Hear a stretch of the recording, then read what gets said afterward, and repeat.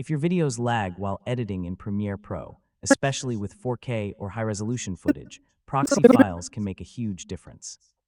Proxies are lower resolution copies of your original clips that help Premiere Pro run much smoother during editing without reducing final export quality. And honestly, many professional editors use proxies every day to speed up their workflow. So in this full guide, I'll show you how to create proxy files in Premiere Pro step by step in 2026.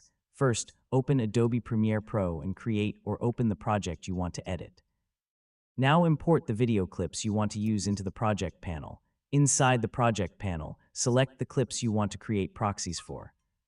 Right-click the selected clips, go to Proxy, and choose Create Proxies. Premiere Pro will now ask you to choose a proxy format and preset. Lower resolution presets usually provide smoother editing performance. For most workflows, lower resolution proxies like 720p or lightweight codecs work very well. Now select where the proxy files will be saved on your computer, and that's your full guide on how to create proxy files in Premiere Pro in 2026. Hopefully now you have a clear understanding of how to reduce lag and create a smoother editing experience using Premiere Pro.